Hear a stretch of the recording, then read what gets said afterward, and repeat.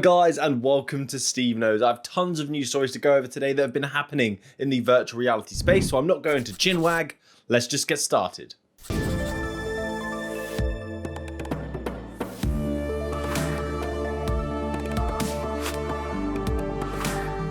So this first story may be a very good reason not to buy the Oculus Quest 2 yet. Some keen-eyed people had noticed that the Oculus Quest had been taken off the Amazon stores within the EU. This is apparently due to problems with skin irritation, and I did cover this skin irritation a while back, and Facebook did come back saying that they had found issues that cause skin irritation in the foam that we put on our faces, and they are adjusting the manufacturing process. This pulling off Amazon seems to be a delayed reaction to that event. So the report said, Amazon has temporarily paused selling the Oculus Quest 2 in Europe. This is in response to an EU Commission filing this week regarding the foam interface. We shared back in April that the foam interface issue had been resolved, and we're working closely with Amazon to have the Oculus Quest 2 back on sale as soon as possible. So be wary if you are buying an Oculus Quest right now from Oculus, the official Oculus store, because Amazon have taken it off their stores. So there must be some serious concerns. So just stop and have a think. Should you be buying this just yet until it's back on the Amazon store? Because apparently the foam of the product contains substances such as propylene carbonate, phenyl fragrance 7-hydrocytrianol, benzocaine, I can't say these words, but these are skin and eye irritants, and consequently the user can suffer from irritation because of this. The product does not comply apparently with the General Product Safety Directive. Oh dear guys, it does not sound good. I'm so glad that I've got a silicone cover on my Oculus Quest from day dot. Now let's talk about a game. Green Hell VR gets a nice virtual reality teaser trailer, and it looks like it's shaping up to look like a pretty awesome title. I'm pretty hyped for this one. So Green Hell is a very fitting name because the game is a survival title that is set in the jungle. And the latest game trailer shows you running through the jungle with such beautiful landscapes to take in, seriously stunning. And it will hopefully look even better than this because virtual reality on a flat screen just doesn't do it any justice. But it did show some interesting mechanics in this trailer, such as you were starting a fire and then throwing your meat on it to cook it. You're having injuries, you're pulling out needles from your arms and using vine leaves to wrap around your wounds, defending yourself against snakes, jaguars, even natives that live in the jungle. This experience is supposed to come to the Oculus Quest as well, post its PC VR release, which is supposed to be in Q3, and then the Quest release in Q4. The footage that you see here is in alpha, so this won't represent the final product exactly, but it looks like an intense, grounded survival VR title. So as we predicted, you guys were all over this. We did cover this in a recent video that there was potential for a social Oculus home environment, although I did slip up on seeing this Carmack tweet, which Upload VR recently reported on, so this story is coming back up as confirmation that this is happening. So John Carmack commented on a post in April stating that this social home environment is being worked on right now, so can we expect this in version 30? The ability to invite friends and parties to your home environment to hang out in the Oculus home. So that would be great. So instead of just having that party invite and it's just joining an audio call, you can come to my home, we can hang out, play mini games before diving in and playing some multiplayer together. And since Facebook are really pushing productivity and the social side of virtual reality, this just fits in with what they're doing. So looking forward to this. Nvidia have finally added its first set of virtual reality games that are going to support the deep learning super sampling 2.0 feature that they've got, so we can get better performance from our virtual reality titles, which are already scraping the barrel for computer resources. So this was made to reduce the resources required by the system to boost its performance. So it outputs at a low resolution, and then it will use this machine learning, this deep learning as they've called it, to make it a high resolution image. And an epic title is supported, No Man's Sky, a huge expansive world, which looks half decent and runs pretty well on my machine, and I've got some decent specs, but it chugs along. It's quite an intensive game.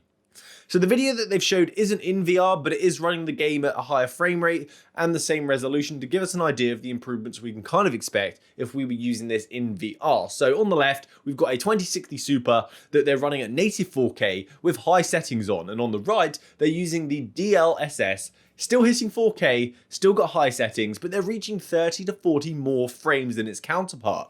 And in virtual reality, I will take that frame rate boost over native 4K resolution any day. So I'm super excited to dive in and try this, just go get some free time on my hands. So I'll let you guys know what this is actually like. And other games also supported, such as Wrench and The Radius. A nice user experience improvement now has been added in the latest update, because when you boot up a game, usually you're met with a black screen, and then Oculus's development requirements say that within 4 seconds the user should be prompted with something. So often we see a game's logo in front of us, and it's kind of stuttery, it's really janky and glitchy, it follows us around when we're looking. It's not the best experience. But they've changed that, so now you're going to be prompted with the Oculus logo that is going to remain central in the screen while you look around, and it's also going to have loading bubbles underneath it. This is making that transition much smoother, and the reports have said since it's rendered as part of the operating system, it doesn't suffer from the same stutter and slow load times. So not only does it boot up faster, it's also a much cleaner, smoother experience, just making the whole Oculus experience just a bit more polished, and should help developers as well, because they no longer have to meet that requirement if Oculus have already put something in. That's one more box they don't have to check. Sad news now, I am sorry, the Walking Dead Saints and Sinners Aftershock DLC has been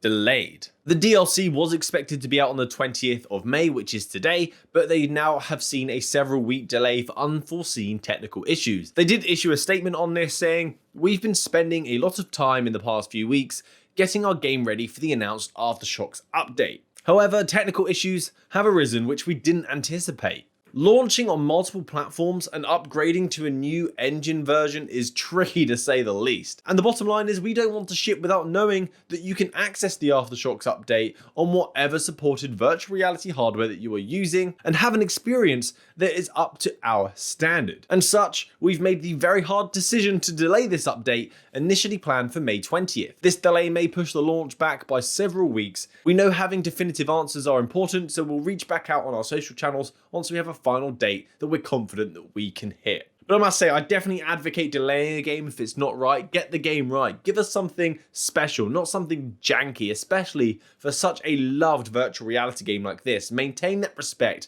and level of quality we know and love from you guys. So I think Skydance, it was a wise move. We'll wait. We'll get it eventually. And next one, a new game coming to the Quest that when it was first released, I got overly excited when I saw this. It's called Ven, and it looks like a virtual reality Crash Bandicoot, a fun looking platformer.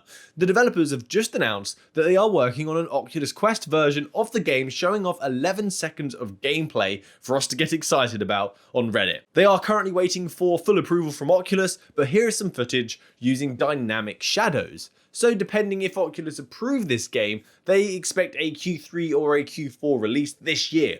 And if you want to enjoy this title on PC VR, play it the best way it possibly can be played, it is available on the Rift store right now, so you can go and enjoy that.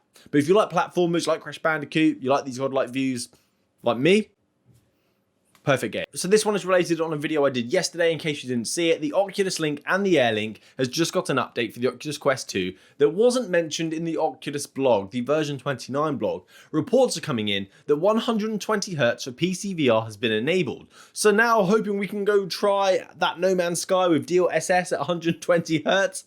I probably won't be able to hit those benchmarks, but I'll still try. I'm not going into detail on that, but I will leave a link down below for the video where I covered it, so you can follow those instructions if this is something you are interested in. A crazy day when a headset that's only £299 can reach 120Hz and have the resolution it does. It's just nuts. Calling all developers who have a good idea. Oculus are now accepting applications for the Oculus Launchpad up until July the 30th.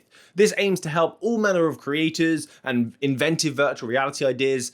Applications that are approved through this process will receive support, guidance, and funding through Oculus to help nurture and grow these ideas that they put forward. So this can be anything. This can be productivity apps, education apps, utilities, or even video games. So last year they received a total funding of $250,000. That's a lot of money.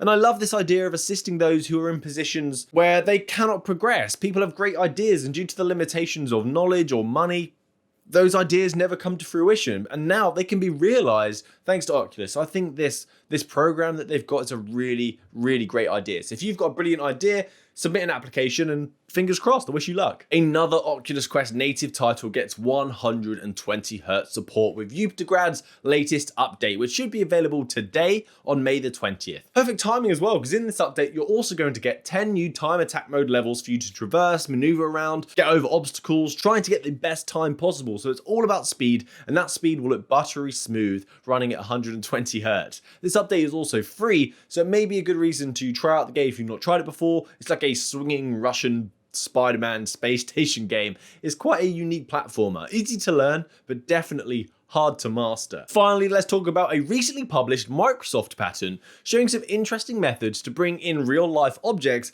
into the virtual world that impose a danger to you whilst you're enjoying virtual reality. But I find this interesting because Microsoft, they're pushing augmented reality. But anyway, the patent is titled Transitioning into a Virtual Reality Environment and Warning HMD Users of Real-World Physical Obstacles. So the first problem that they were trying to solve is the strange transition we seem to get from going from the real world into the virtual world. So when you put your headset on and it goes straight into the virtual world, newcomers to virtual reality find this disorientating. So instead, when you put a headset on, you're going to be presented with a digital pass-through of your environment, and then it will await an event that you will trigger, and then it will bring you into the virtual world. The next problem is how to notify the user that certain objects could pose a threat, such as a dog walking by, perhaps a child walking by. I think if you've seen that video, it's brutal when they hit that child. I feel